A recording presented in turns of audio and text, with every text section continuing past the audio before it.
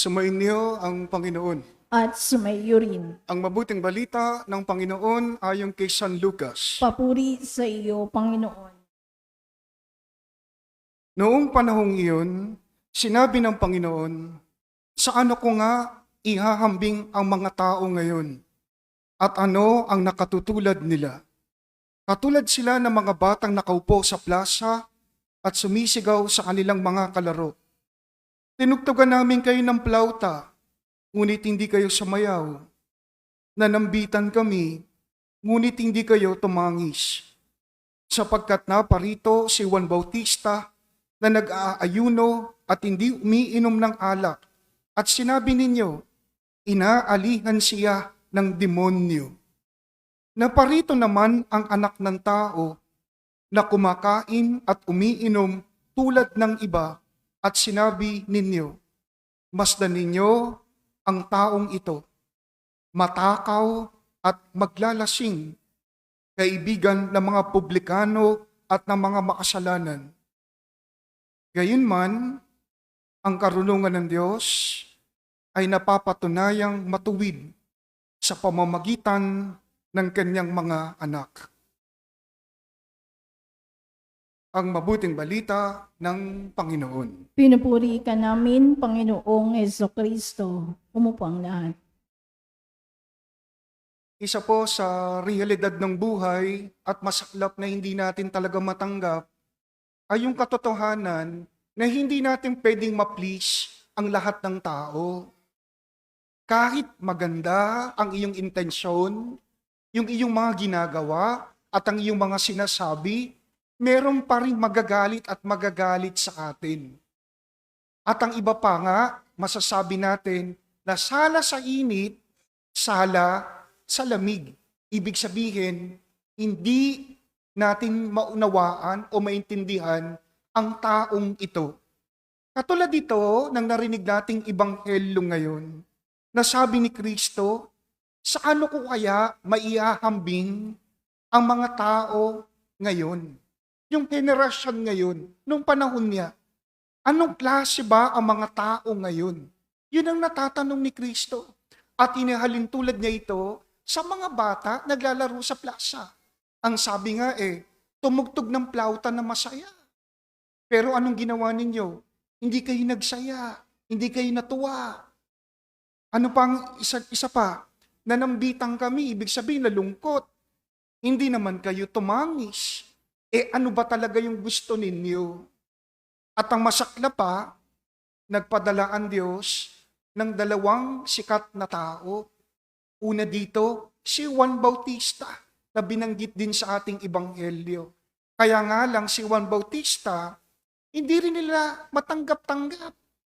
Ang tingin ng marami sa kanya ay kakaiba. Nakatira siya sa ilang. Kumakain lamang ng pulo-pukyutan.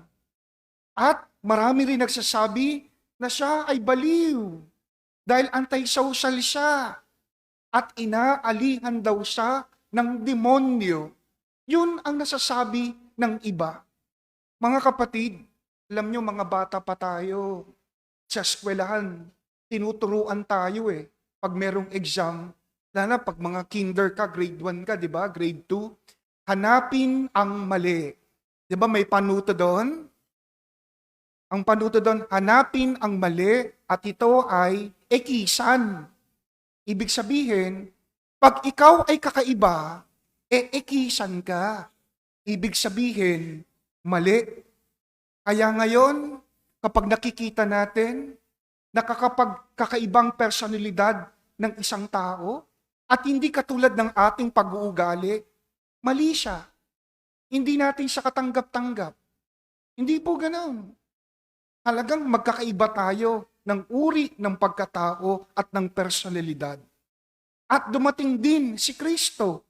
Sabi nga dito, dumating yung anak ng tao. Pero kabaligtaran naman daw siya ni Juan Bautista. Bakit? Si Kristo ay isang lasinggero at matakaw. Bakit?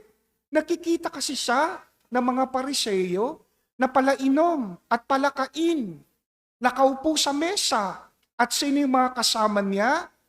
yung mga makasalanan, yung mga publikano. Yun ang kanyang kasama at kabaliktaran naman daw ito ni Juan Bautista. Hindi maintindihan, ano? Kanina, pinipitasan si Juan Bautista. Tapos maya, okay naman pala si Juan Bautista, kinukumpara kay Kristo.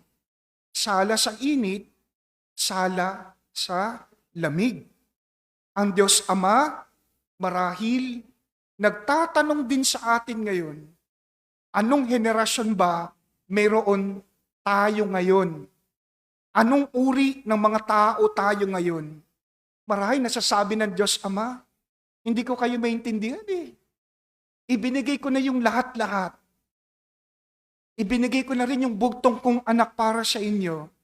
Pero wala pa rin sa inyo ang naniwala. Wala pa rin dating. Kaya si Kristo, walang pinagkaiba yung henerasyon natin noon, ng panahon ni Kristo, at panahon natin ngayon. Si Kristo, ang Diyos, nakipamuhay, nagsalita, nangaral, nagpagaling ng mga may sakit. Pero ganun pa man, hindi siya nauunawaan ng kanyang mismong mga kababayan.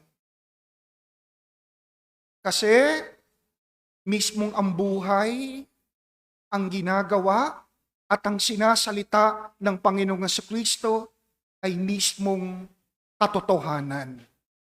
Mga kapatid, natitipon tayo ngayon dito lahat sa banal na Eucharistia. At tayo lahat ay pinapakain ng Diyos. Lahat tayo nakapaligid din, nakaharap sa lamesa. Yung tinatawag nating Kristo, na sabi nga sa Ebanghelyo, na matakaw at lasinggero at nakaupo, nakikikain, nakikiinom sa mga makasalanan. Sa panahon ngayon, tayo yun. Dumudulog tayo sa lamesa ng Eucharistia ni Kristo.